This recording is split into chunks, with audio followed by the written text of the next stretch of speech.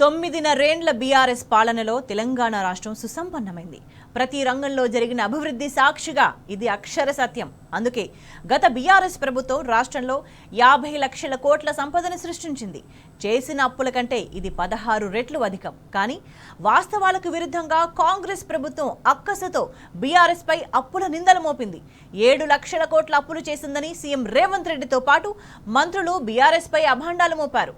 ఇటీవల ఆర్బీఐ విడుదల చేసిన నివేదిక కాంగ్రెస్ సర్కార్కు చెంపపెట్టు లాంటి సమాధానం ఇచ్చింది. తెలంగాణ అప్పులు కేవలం 3.89 లక్షల కోట్లు అని ఆర్బీఐ నివేదిక స్పష్టం చేసింది. అసెంబ్లీ వేదికగా శ్వేతపత్రం పేరుతో డ్రామాలాడిన కాంగ్రెస్ పై బీఆర్ఎస్ ఇప్పుడు పోరుకు దిగింది. రాష్ట్ర ప్రభుత్వానికి వ్యతిరేకంగా సభలో ప్రివిలేజ్ మోషన్ పెట్టాలని స్పీకర్ను కోరింది.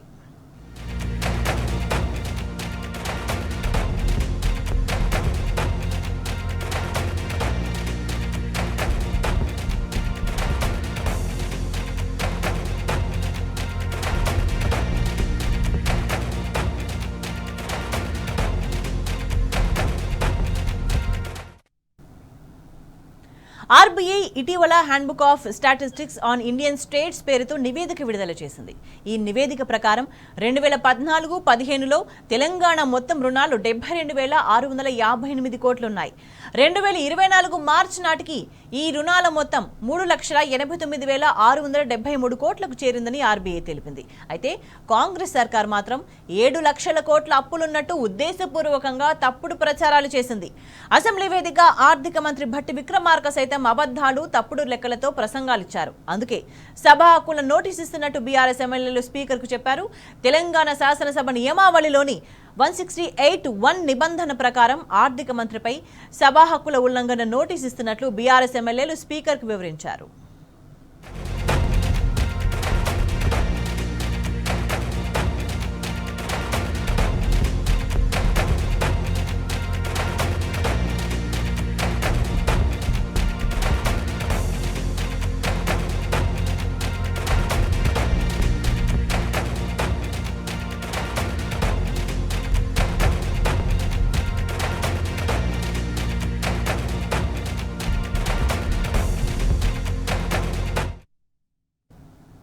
ఆర్బీఐ విడుదల చేసిన హ్యాండ్బుక్ ఆఫ్ ఇండియన్ స్టేట్స్ నివేదిక 10 ఏళ్లలో తెలంగాణ సాధించిన ప్రగతిని కళ్లకు కట్టింది.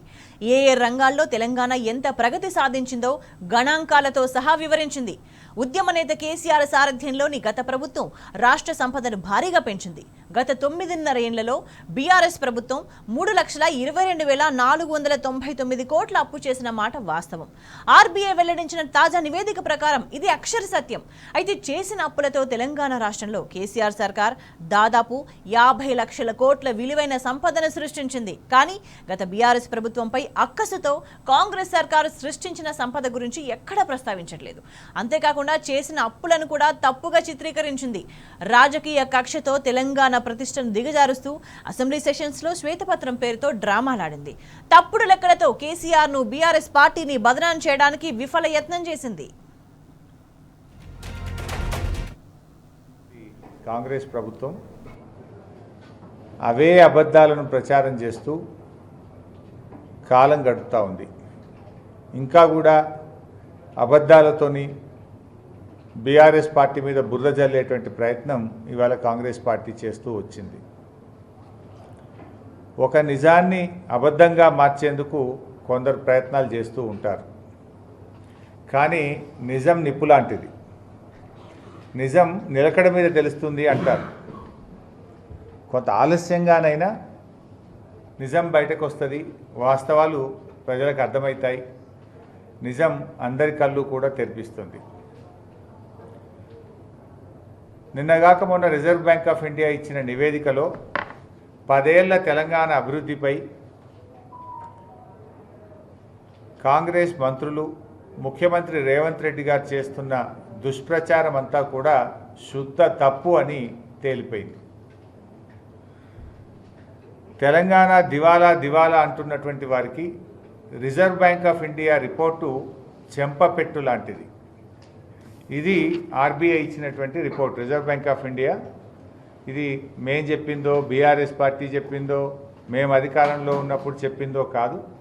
ఈ దేశం యొక్క ఆర్థిక వ్యవస్థను నడిపిస్తున్నటువంటి reserve bank of India report ఇది. ఆర్బీఐ రిపోర్టు ఈరోజు మీ ముందు ఉంచుతున్నాం. అంటే సంపదను సృష్టించడమే కాదు, దాన్ని రెట్టింపు చేయడం ఎలాగో బీఆర్ఎస్ పాలనలో యావత్ దేశానికి చాటి చెప్పిండ్రు ముఖ్యమంత్రి కేసీఆర్. 10 ఏళ్లలో ప్రతి రంగాన్ని కేసీఆర్ గారు అభివృద్ధి పథంలో పరుగులు పెట్టించారని ఆర్బీఐ విడుదల చేసినటువంటి హ్యాండ్ బుక్ ఆఫ్ స్టాటిస్టిక్స్ 2024 నివేదికలోని గణాంకాలు కళ్ళకు కట్టినట్టుగా మనకు చెప్తా ఉన్నాయి. 10 ఏళ్ల కేసీఆర్ పాలనలో జిఎస్డిపి ఎలా పెరిగింది, తలసరి ఆదాయం ఎలా పెరిగింది, సాగు విస్తీర్ణం ఎంత పెరిగింది, వ్యవసాయ రంగం ఎంత అభివృద్ధి జరిగింది, అటవీ విస్తీర్ణం ఎంత పెరిగింది, క్యాపిటల్ ఎక్స్పెండిచర్ ఎంత పెరిగింది, ఉపాధి అవకాశాలు ఎలా గ్రామీణ ప్రాంతాల్లో పట్టణ ప్రాంతాల్లో ఎంత మెరుగ్గా పెరిగాయి అనేటువంటిది ఇవాళ ఆర్బీఐ గణాంకాలు కుండబద్దలు కొట్టినట్టుగా స్పష్టంగా చెప్తున్నాయి. అంటే తెలంగాణ రికార్డు సృష్టించినటువంటి అభివృద్ధిని ఆర్బీఐ నివేదిక ఈ దేశానికి, ముఖ్యంగా మన రాష్ట్ర ప్రజలందరికీ కూడా తెలియజెప్పడం జరిగింది. కేసీఆర్ ఘనతకు, తెలంగాణ 10 ఏళ్ల అభివృద్ధికి ఇంతకు మించిన సాక్ష్యం, ఇంతకు మించిన తార్కాణం ఇంకేముంటుంది అని నేను అంటా ఉన్నా. తెలంగాణ దివాలా రాష్ట్రం కాదు, దివ్యంగా వెలుగుతున్న రాష్ట్రం అని తేలింది. అధికారంలోకి రాగానే కాంగ్రెస్ పార్టీ ఏదో అప్పుల కుప్ప అని రాష్ట్రం యొక్క పరువును దిగజార్చే ప్రయత్నం చేసిండ్రు. పాము కాటేస్తోడు పాము కాటికే బలైంది అన్నట్టు తాము తీసుకున్న గోతిలో కాంగ్రెస్ పార్టీ తామే పడ్డది. కుటుంబ యజమాని దివాలా అని మాట్లాడితే ఆ కుటుంబానికి సమాజంలో పరపతి ఉండదు. రాష్ట్ర పెద్దగా ఉన్న ముఖ్యమంత్రి అసెంబ్లీలోనే దివాలా దివాలా అని మాట్లాడి లేని దివాలాను ప్రచారం చేసి మా మీద బురద జల్లబోయి తాను బురదలో ఇరుక్కున్నాడు. ఈరోజు ఏమైంది? ముఖ్యమంత్రి అట్లా మాట్లాడే వరకు రాష్ట్రానికి పెట్టుబడులు రాకుండా పోయినాయి. పెట్టుబడులన్నీ ఈ రాష్ట్రం నుంచి తరలిపోతూ ఉన్నాయి. ఉపాధి అవకాశాలు దెబ్బతింటూ ఉన్నాయి. రియల్ ఎస్టేట్ రంగం కుదేలైపోయింది. అంటే ఒక అబద్ధపు ప్రచారాలతోని ప్రతిపక్షం మీద బురద జల్లబోయి రాష్ట్రాన్ని దెబ్బతీసినారు, రాష్ట్ర ప్రగతిని దెబ్బతీశారు, రాష్ట్రం యొక్క ఔన్నత్యాన్ని దెబ్బతీసినారు. అభివృద్ధి చెందుతున్న రాష్ట్రాన్ని, పురోగమనంలో ఉన్నటువంటి రాష్ట్రాన్ని తిరోగమనంలోకి ఇవాళ రేవంత్ రెడ్డి గారు మార్చడం జరిగింది. రాష్ట్రంలో వ్యవసాయ, విద్యుత్, నీటిపారుదల రంగాల అభివృద్ధికి గత బీఆర్ఎస్ సర్కార్ ఎంతో కృషి చేసింది. విద్యుత్ రంగంలో 6,87,585 కోట్ల రూపాయల విలువైన ఆస్తులను సృష్టించింది. సాగు విస్తీర్ణాన్ని 1,31,00,000 ఎకరాల నుంచి 2,68 లక్షల ఎకరాలకు పెంచింది. వరి ధాన్యం ఉత్పత్తిని 68 లక్షల టన్నుల నుంచి 350 లక్షల టన్నులకు పెంచింది. విద్యుత్ రంగంలో అప్పులకు సంబంధించి కూడా డిప్యూటీ సీఎం భట్టి విక్రమార్క గత అసెంబ్లీ సమావేశాల్లో బీఆర్ఎస్ పై అభాండాలు మోపారు. ఆర్థిక మంత్రి ఆరోపణలను గణాంకాలతో సహా బీఆర్ఎస్ వర్కింగ్ ప్రెసిడెంట్ కేటీఆర్ చిత్తు చేశారు. ఈ రాష్ట్రంలో ఉన్నటువంటి లోన్లు సంబంధించి విద్యుత్ రంగానికి సంబంధించిన బకాయిలు ఎంత భారంగా, ఆందోళనకరంగా ఉన్నాయో ఒకసారి మనమందరం అర్థం చేసుకోవాల్సినటువంటి పరిస్థితి కూడా ఉంది. గత ప్రభుత్వం వారు వచ్చిన తర్వాతనే ఏదో ఈ రాష్ట్రంలో కరెంటు ఉత్పత్తి జరిగినట్టు, విద్యుత్ రంగానికి సంబంధించినటువంటి ప్రాజెక్టులు వాళ్లే పెట్టినట్టు, వారు వచ్చిన తర్వాతనే ఈ రాష్ట్రంలో ఉచిత కరెంటు ఇస్తున్నట్టు, వారు వచ్చిన తర్వాతనే ఈ రాష్ట్రంలో బల్బు వెలుగుతున్నట్టు ప్రతి సందర్భంలో గత 10 సంవత్సరాలుగా వారు మాట్లాడినటువంటి విషయాలు గుర్తుకొచ్చి నేను వాస్తవ విషయాలు ఈ సభ దృష్టికి తీసుకొని రాదలుచుకున్నాను. ఉన్న వాటినే కుదేలేటట్టుగా మీరు చేసిన అప్పులు అత్యంత ఆందోళనకరంగా మారే అధ్యక్ష. ఉదాహరణకి డిస్కమ్స్ సంబంధించి ఇవాళ లోన్లు ఒకసారి 2014లో కేవలం 10,783 కోట్లు ఉంటే 2023 అక్టోబర్ నాటికల్లా అది 39,457 కోట్లకి డిస్కమ్లలో అప్పుల బారిన పడేటట్టుగా చేశారు అధ్యక్ష. అలాగే ట్రాన్స్కోకు సంబంధించి కేవలం 2,911 కోట్లు మాత్రమే అప్పులుంటే 2014 నాటికి అది 2023 నాటికల్లా 50,136 కోట్లకి అప్పుల పాలు చేశారు అధ్యక్ష. అట్లాగే జెన్కోకు సంబంధించి 2014 కల్లా కేవలం 7,662 కోట్లు మాత్రమే అప్పుగా ఉంటే 2023 కల్లా కేవలం 10 ఏళ్లలో 31,923 కోట్లకి అప్పుల పాలు చేశారు అధ్యక్ష. మొత్తంగా ఈ విద్యుత్ రంగ సంస్థలకు సంబంధించి 81,516 కోట్లకి అప్పుల పాలు చేసినటువంటి దుస్థితి ఈరోజు రాష్ట్రంలో మన స్పష్టంగా అర్థమవుతోంది. ఇవి కాకుండా ఇంకా డిస్కమ్స్కి సంబంధించి రాష్ట్ర ప్రభుత్వం ద్వారా ఉన్నటువంటి డ్యూస్ అధ్యక్ష, రాష్ట్ర ప్రభుత్వం ద్వారా డిస్కమ్ చెల్లించాల్సింది అదనంగా ఇంకొక 28,673 కోట్లకి విలువైనటువంటి డబ్బులు మీరు చెల్లించాల్సినటువంటి అవసరం ఉంది అధ్యక్ష.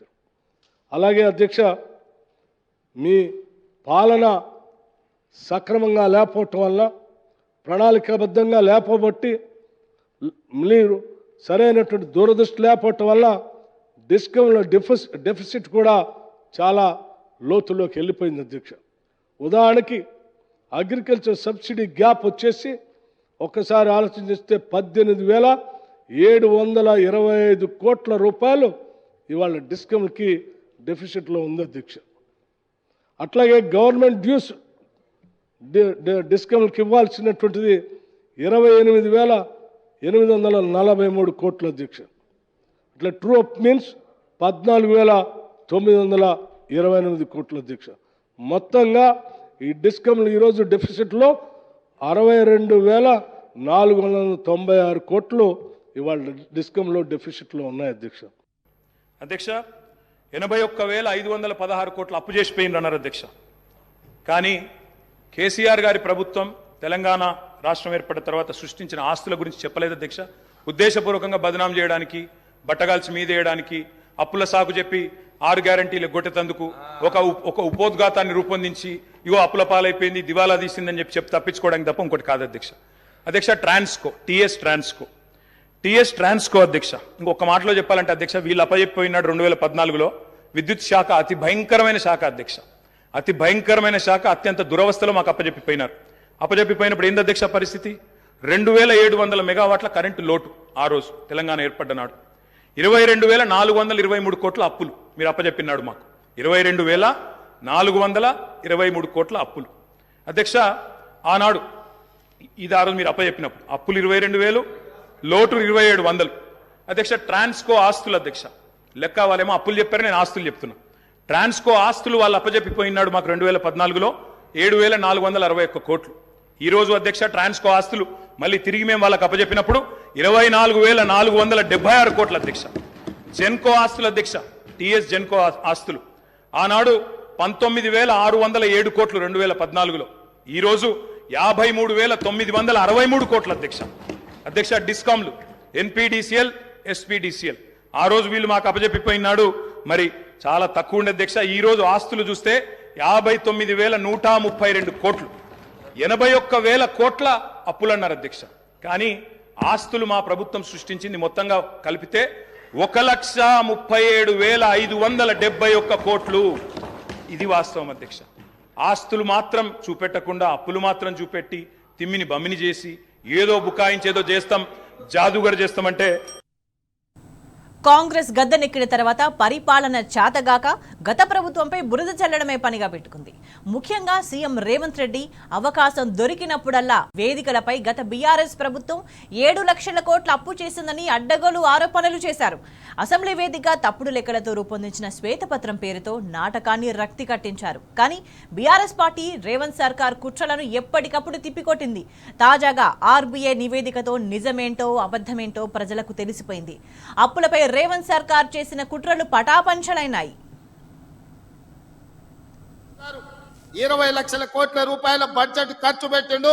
తెలంగాణ రాష్ట్రాన్ని 7 లక్షల కోట్ల రూపాయల్లో అప్పుల ఊబిలో ముంచిండు. 7 లక్షల కోట్ల రూపాయల అప్పు తెచ్చిన చంద్రశేఖర్ రావు, 10 సంవత్సరాలలో 20 లక్షల కోట్ల రూపాయలు ఖర్చు పెట్టిన చంద్రశేఖర్ రావు 100 కోట్లతోని రాజన్న దేవాలయాన్ని పూర్తి చేయలేకపోయిందా?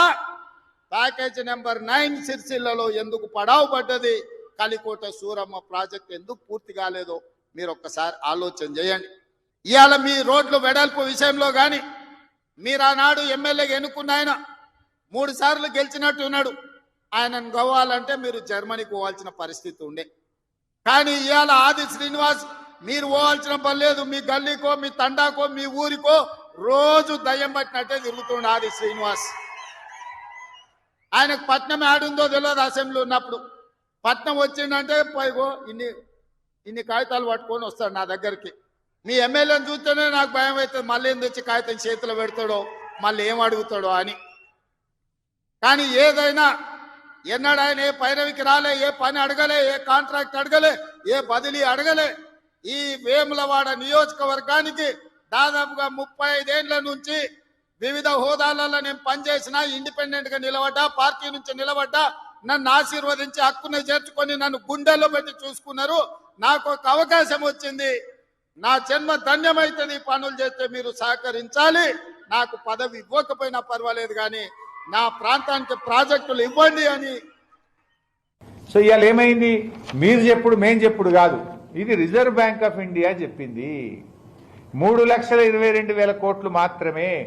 మీరు చెప్పే 7 లక్షల కోట్లంతా బోగస్ బోగస్ బోగస్ అని ఇవాళ ఆర్బీఐ రిపోర్టుతో నిజాలన్నీ బయటకు వచ్చినాయి. మీ గోబల్స్ ప్రచారం అంతా పటాపంచలైపోయింది. ఇంకా దరిద్రం ఏంటంటే అసలు 7 లక్షల కోట్ల అప్పు ఎక్కడిది?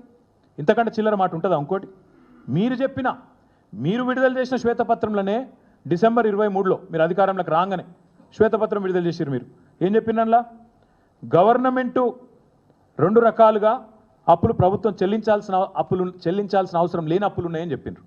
గవర్నమెంట్ హామీ లేనివి, అదేవిధంగా గవర్నమెంట్ కట్టాల్సిన అవసరం లేనివి. 2 కలిపితే దాదాపు ఒకటేమో 59,414 కోట్లు, ఇంకోటేమో 95,462 కోట్లు. ఇది ఎందుకు చెప్తున్నా అంటే గవర్నమెంట్ వీటికి సంబంధమే లేదు. గవర్నమెంట్ అందులో కనీసం రూపాయి ఇచ్చే అక్కర కూడా లేదు. ఆ కార్పొరేషన్లు కానీ ఇండిపెండెంట్ కార్పొరేషన్లు అవన్నీ కూడా వాటికి పరపతి ఉంది కాబట్టి ఇస్తారు. కేవలం గవర్నమెంట్ అనేది గ్యారెంటర్గా ఉంటుంది అంతే. దాన్ని కూడా అప్పు అంటే నువ్వు రూపాయి కట్టేది లేదు అక్కడ. ఈ 2 కలిపితే 1,54,876 కోట్లు. నువ్వు చెప్పే 6,71,000 కోట్లు అనేది పచ్చి అబద్ధం. జోసెఫ్ గోబెల్స్ను మించిపోతున్నావు, అందుకే చెప్పేది. ఈ 2 తీసేస్తే 1,54,000 కోట్లు ప్రభుత్వం అవసరం లేని, కట్టాల్సిన అవసరం లేని అప్పులు. 2 1,54,000 కోట్లు. అది పోను మా ప్రభుత్వం వచ్చిన నాటికే పాత అప్పు ఏదైతున్నదో 72,658 కోట్లు మా ప్రభుత్వం వచ్చే నాటికి 2014లో. సో 72,658 ప్లస్ 1,54,000 కోట్లు ఇవి తీసేస్తే మిగిలిందెంత? 4 లక్షల చిల్లర కోట్లు, 4,20,000 కోట్లు. ఇక దీనికి వీళ్ళ బిల్డప్. పారిశ్రామిక ఐటీ రంగాల్లో గత బీఆర్ఎస్ సర్కార్ సాధించిన ప్రగతి అనితర సాధ్యం. అందుకే బీఆర్ఎస్ సర్కార్ హయాంలో నిరుద్యోగం రికార్డు స్థాయిలో తగ్గింది. పట్టణ ప్రాంతాల్లో 28.76%, గ్రామీణ ప్రాంతాల్లో 85.7% నిరుద్యోగం తగ్గినట్టు ఆర్బీఐ వెల్లడించింది. ఇక వైద్య రంగంలో ప్రభుత్వం పెట్టిన ఖర్చు 175.5% పెరిగినట్టు తెలిపింది. అందుకే ప్రజా వైద్య రంగం బీఆర్ఎస్ హయాంలో సగర్వంగా తలెత్తుకుంది.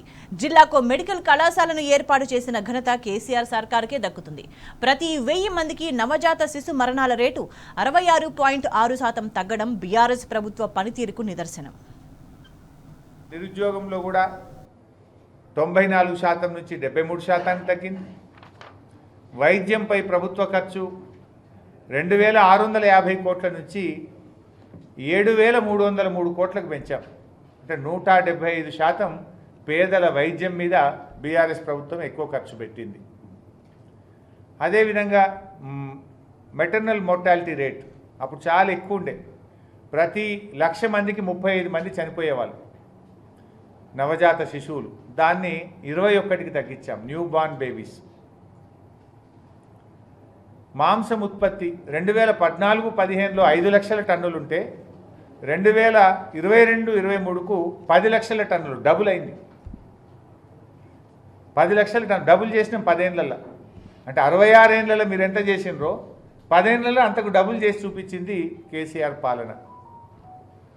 రోడ్ల పొడవు 2014-15లో 92,000 కిలోమీటర్లు ఉంటే 2023-24 నాటికి 1,40,000 కిలోమీటర్లకు పెరిగింది.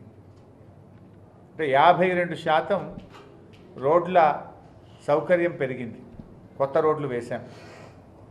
ఫారెస్ట్ అటవీ విస్తీర్ణం 2014-15లో 80,000 హెక్టార్లు ఉంటే 2022-23 నాటికి 2,94,000 హెక్టార్లు, అంటే 266% పెరిగింది.